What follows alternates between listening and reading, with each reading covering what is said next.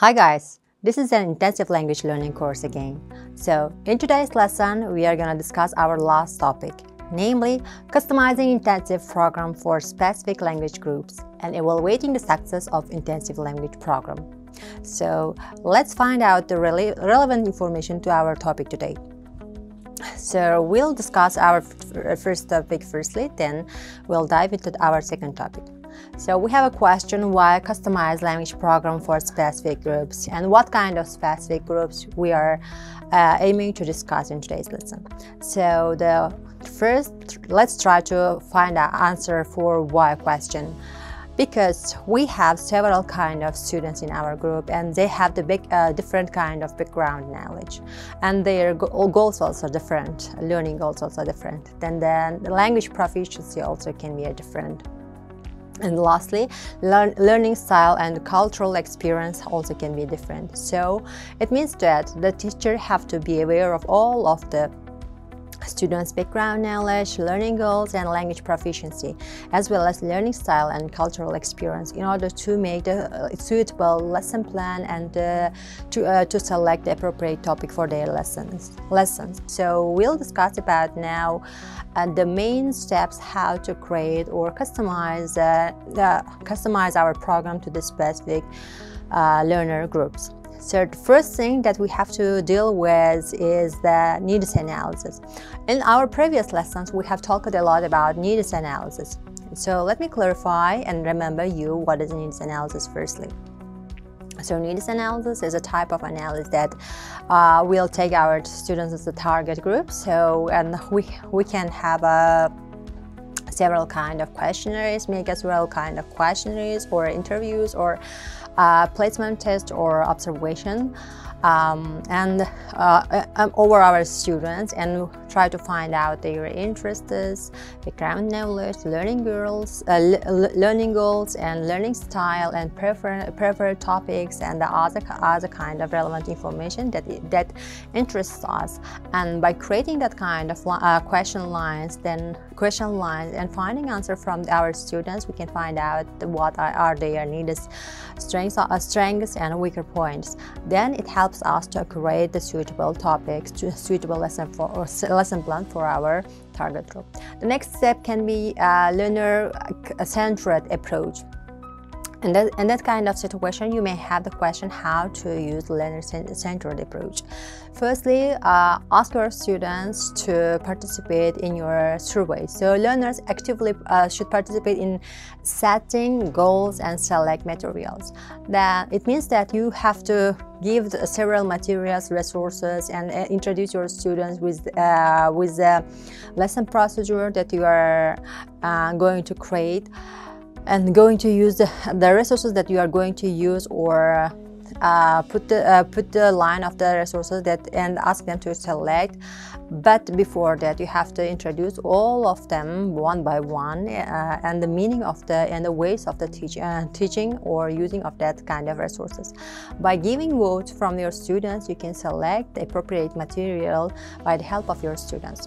Then the third point can be a contextualized relevance. So course content must reflect real-life language use or specific to the learner's group, environment, and needs. So it means that if you have school students or children, you have to select the appropriate topic for the children's needs. Like you have to find out the context that they are intending to use that language.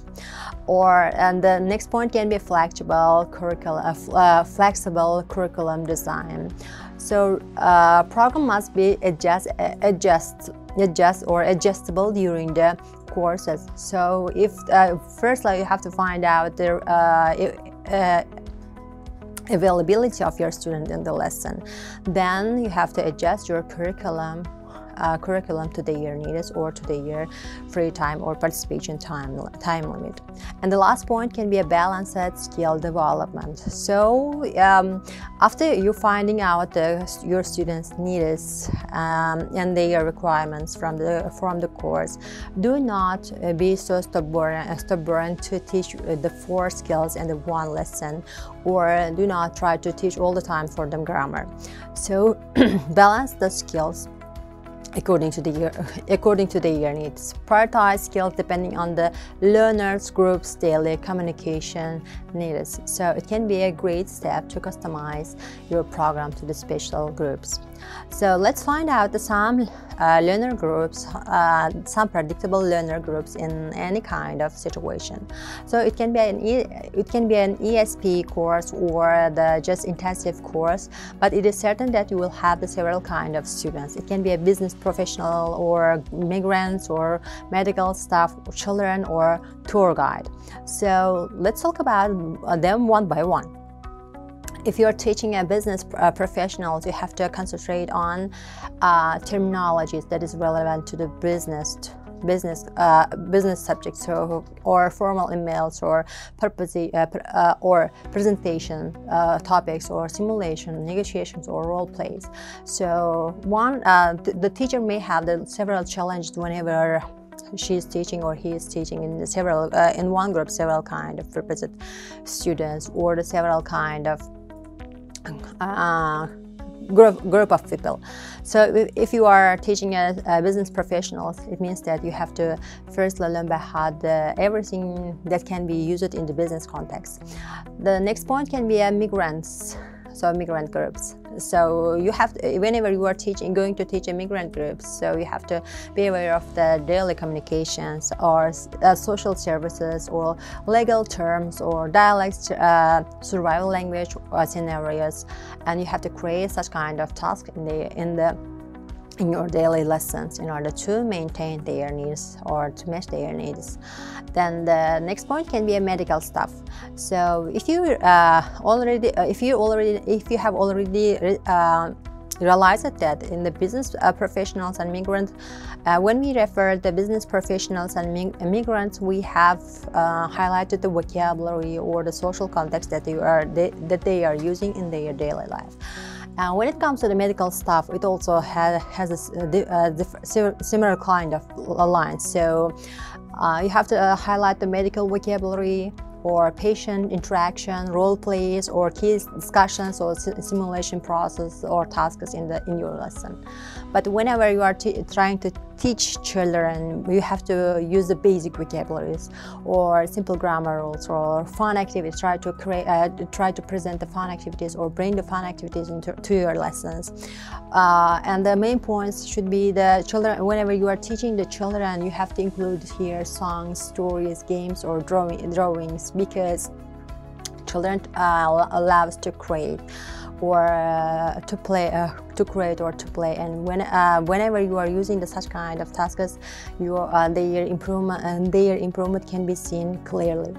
So when it comes to the tourist guidance, you have to use the descriptive language, like ancient places description, or the place description, or cultural factors, or festivals, or tourists, or you have to teach how to question and asking tourists forms, or tour simulations, or storytelling tasks. So it was all about the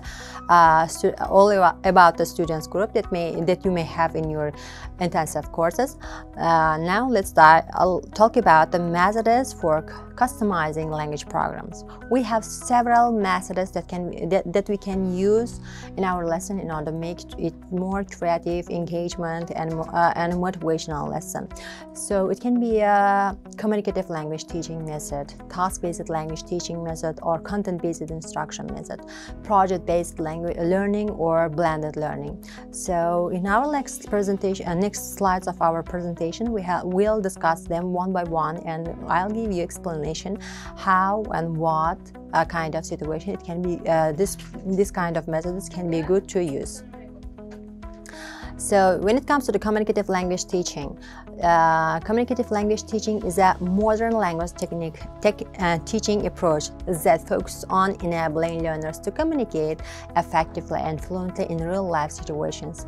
It emphasizes meaningful interaction as both the meanings and goal of learners learning a language, rather than just memorizing grammar rules or vocabulary lists. But if you paid attention in our traditional lessons, our teachers usually begin to teach from the grammar, because because they consider that without teaching grammar, any kind of people cannot learn any kind of language. Especially it should be, and they believe that especially it should be learned in comparison with their first tongue or native language.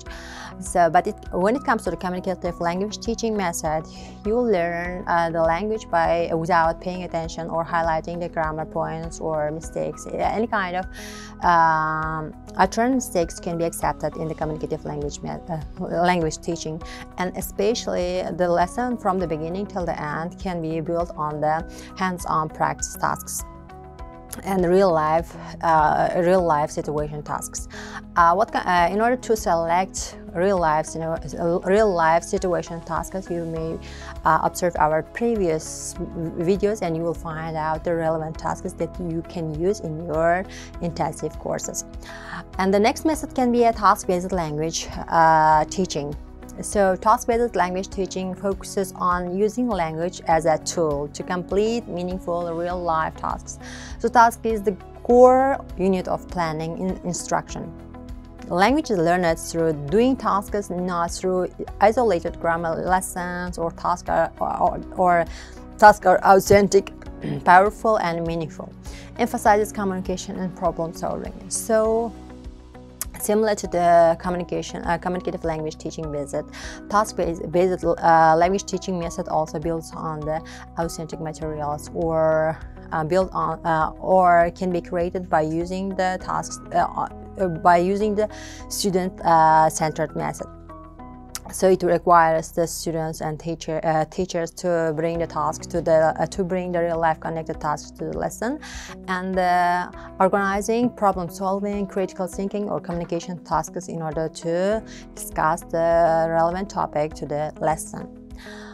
So TBLT in the intensive program, how can TBLT in intensive program work? So it can work for the business people. So business professionals plan a meeting agenda. You can give an task like that. So ask your students to plan a meeting agenda first, or from migrants you can say plan a shopping list on a budget, or from the medical staff you may say role play emergency situations. So if you have no research, just take one to create a communicative task-based teaching is not so complicated as you think. You may take, but you have to be aware of their field of the student, your student subject, where well then you can take any kind of situation and create task. And the next method can be a content-based instruction.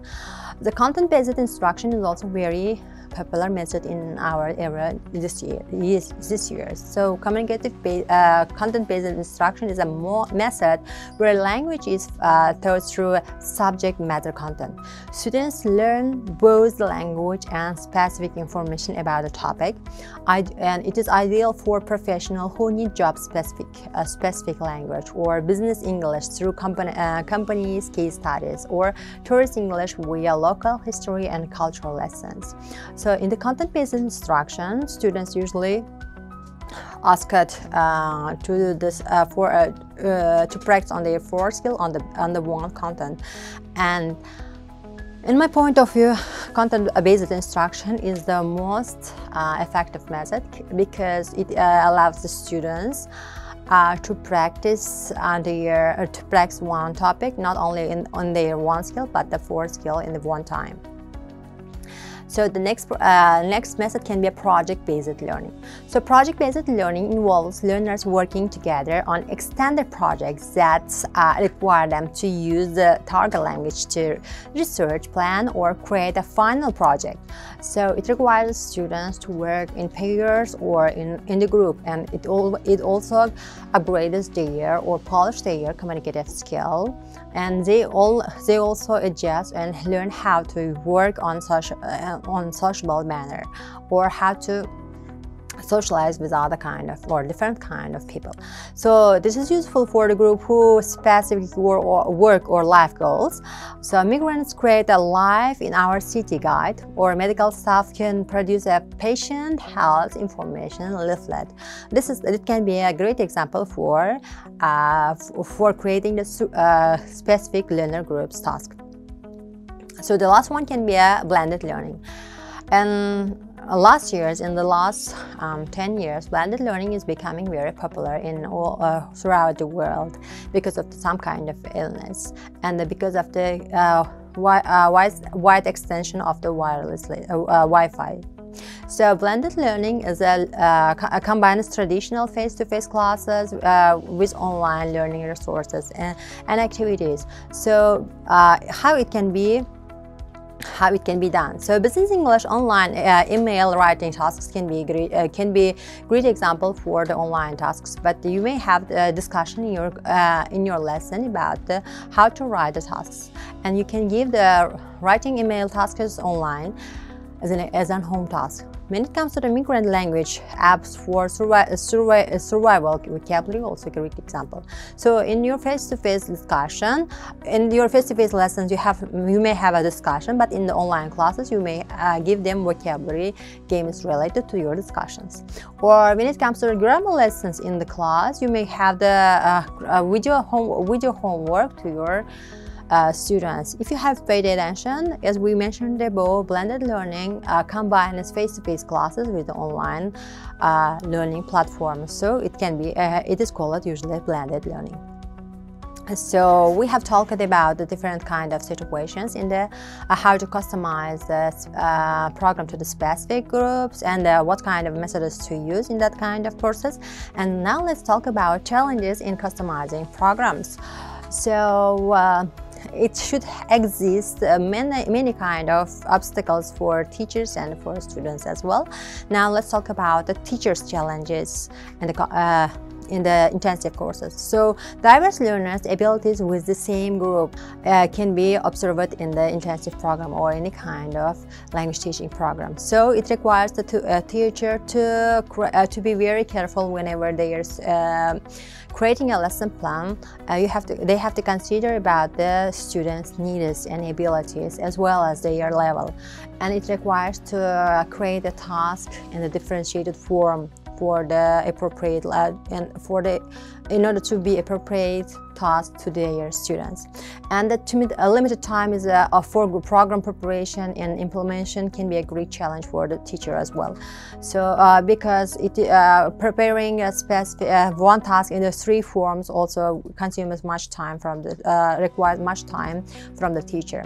And the next point can be access to the context specific materials. So if the teacher has no ready material or ready resources, they usually struggle with to find the specific material to their lessons.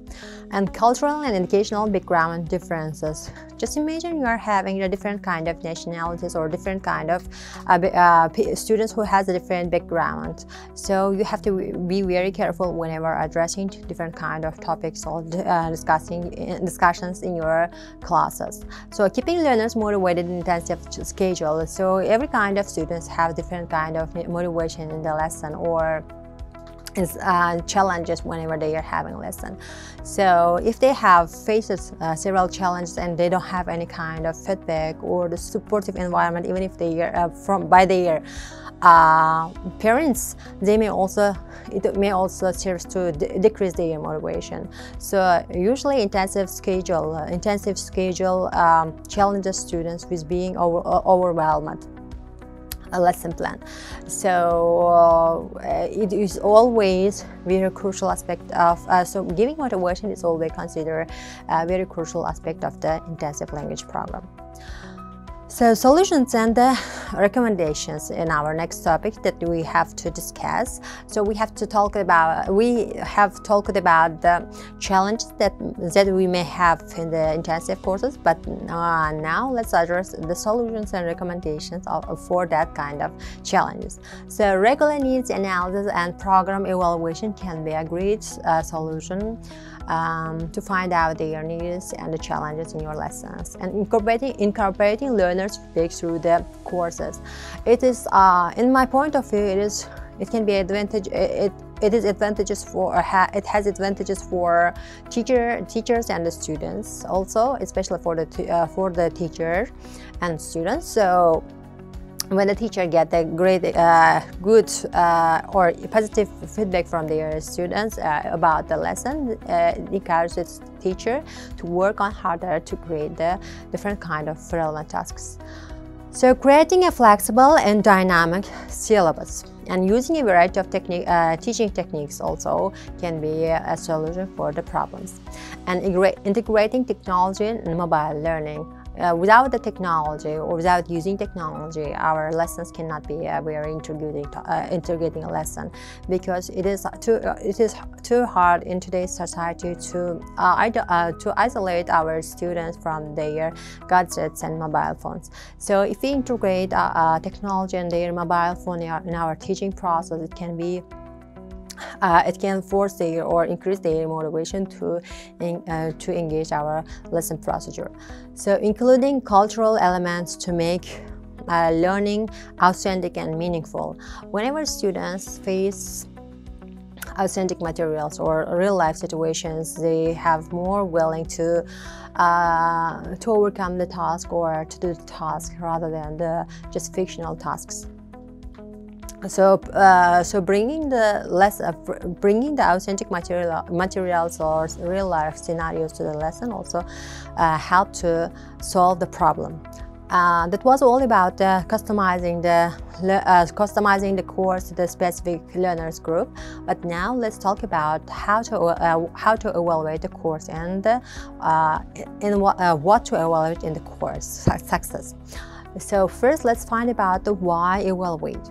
So evaluation is a critical stage in any kind of educational program, especially in intensive language courses, where a lot is expected to happen in a short time. It helps measure whether learning objectives were achieved or identify strengths and weaknesses in the program and understand learners' progress and satisfaction, as well as provide feedback for teachers and administrators and make decisions about future program improvement. When it comes to the evaluation, when it comes to any kind of courses, these 5 steps should be critical stages, because whenever teachers or students are not expected a real life goals or real achievement at the end of any courses, they don't feel any kind of responsibility while doing any tasks. So what is evaluating intensive language programs? So learner's language program and a program logistics. Let's talk about learner's language program. So pre and post courses professional tests can be the way of evaluation of the evaluating way of the intensive language program. So the progress test can be a weekly quizzes or mid courses, or assessment types can be a great example the way of the evaluation. And speaking, listening, reading and writing assessments also can be used in order to evaluate our students' progress. When it comes to the program logistics, evaluating schedules, facilities, online tools and availability and resources are considered. And let's talk about the achievement of the program goals and how we'll evaluate the achievement of the program goals. So checking whether the planned objectives were met or can be a great way to identify our evaluation, the way and evaluation. So let's talk about the example here. Did migrants learn essential daily vocabulary? Finding out that kind of things. Or did business proficiency improve presentation skill in the lesson? So identifying such kind of things can be a great example for identifying achievement of the program goals. So when it comes to the learners' satisfaction, collecting feedback on teaching methods or materials or pace or classroom environment also can be a great way of learners finding out the learner satisfaction. So what kind of methods can be used in this kind of situation? So questionnaires or interviews or focused group talks can be a great way to identify learner satisfaction from the group. Whenever you are trying to find out the effectiveness of your teaching methods, let's have methods observing lessons or collecting peer and learners feedback can be a great way of to find out the information about your teaching effectiveness. So ask them to reflect on teaching techniques and classroom management their feedback about your classroom management tools. And when it comes to the curriculum and material effectiveness evaluation, you have to ask them to evaluate whether content was relevant to their content or content relevance to their needs, or engaging or appropriateness to their needs. Such kind of questions can be used in the lesson. So check how well activities and materials matched learners' needs. So it was all about how to find out and what to find out from what to evaluate in the intensive course. Now let's talk about how to evaluate and in what way we can evaluate the methods of in the lesson. So we can call it methods of evaluation. So tests and quizzes can be portfolios or teacher observations, learner self-assessment or questionnaire and surveys, interviews and focus groups, or attendance or participation records, or feedback from stakeholders can be a great example or methods of evaluation. And our next slides will talk about them one by one. So let's talk about firstly tests and quizzes and how to conduct them in the lesson. So the purpose of the tests and quizzes to measure learners' knowledge and the skill at different stages of the program. So we have a different type of test quizzes. For example, let's take a diagnostic test. So it is conducted before the course started to assess learning existing proficiency and identifying areas for focus. When it comes to the formative tests or quizzes, a regular low-stake assessment it can be a regular low-stake assessment during the course that provides ongoing feedback to learners and instructions. So when it comes to the summative test, comprehensive assessments at the end of the program that evaluate the overall achievement. So now let's talk about the portfolios. So the purpose of the portfolio is to showcase learners' progress over time through a collection of work. So what it usually includes? It includes essays, recorders, speeches, project reports, or worksheets and reflections. So it can have the many benefits like encouraging learners' self-reflection or demonstrating a gradual improvement, and provide diverse evidence of language skills.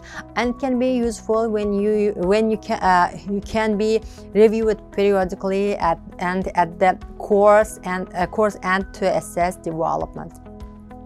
And the next point can be a teacher observation. The purpose of the teacher observation is to assess teaching effectiveness and learners' engagement in real-life tasks. So how it can be done in the lesson. So teachers or supervisors observe classes, focusing on learners' participation, use of the target language, interaction patterns, classroom atmosphere. It benefits for providing qualitative insights beyond a test scores, and it can be used so when you can identify areas where learners struggle or where techniques methods could improve. Our next technique can be a learner and quiz can be a learner self-assessment. So the purpose of the learner's self-assessment to promote learners' autonomy and awareness of their program. So when it comes to what kind of methods that can be used in this kind of quizzes, so reflection journals where learners write about what they learned and challenges focused can be a great example. And the next point can be progress checklists or rating skills for skills like speaking confidence or vocabulary knowledge. It benefits and empowers learners to take ownership of their learning. So it can be used. It can be combined with teacher assessments for balanced evaluation. So questionnaires and surveys. The purpose of the questionnaires and surveys is to collect learners' opinions on various aspects of the program. So what they usually measure? They usually measure satisfaction with the teaching methods, materials, speed, difficulties, and overall experiences. It has many advantages like easy to administrate learning groups and useful for gathering broad feedback. So it can inform program adjustment and the improvement. And the next point can be interviews and focus groups. So it proposes to gather in-depth qualitative feedback, and it can be how it can be conducted. So it can conduct individual or group interviews to discuss learners' experience, challenges, and suggestions. It has advantages like provided detailed insights and uncovers issues that surveys might miss. So best for understanding specific learners' needs or test new program elements. The last point can be attendance and participation recordings. So the purpose of the attendance and participation recordings can be to monitor learners' communication and the engagement. We have to track attendance rates and active participation, class activities, and it can improve. It is important because it consistent attendance often correction with better learning outcomes. Because whenever, just imagine your students are coming to your one lesson and the next lesson you cannot find her, and because of the being absent, they may miss your one of your topic, and it also affects to the overall outcome of the productivity of your students. So it helps identify learners at risk and assess the program scheduling of effectiveness. And the last point can be feedback from stakeholders. So who are the stakeholders first? Let's identify that. So learners, teachers, program administrators, and possible employers or the sponsors can be stakeholders. So the purpose of the feedback to get a 360 degrees view of program effectiveness, and in order to find out that kind of feedback, you have to organize meetings, writing reports, or information discussions processes. And the benefits of such kind of progress is it provides diverse perspective for comprehensive evaluation. So let's talk about now indications of successful intensive language program. So in the successful intensive language program, we can have clear improvement in learners' language proficiency, as well as high levels of learning satisfaction, achievement of course objectives, and active participation and engagement, and positive feedback from teachers and administrators. Then effective use of resources and materials, and lastly, practical application of language skills in real-world contexts. So in today's lesson, we have talked about many things related to how to customize the intensive program to the special learners group, and how to evaluate the lessons or the intensive course success. So it was all about the intensive language learning program. Thank you for your attention. Do not forget to follow us on the social media. Thank you.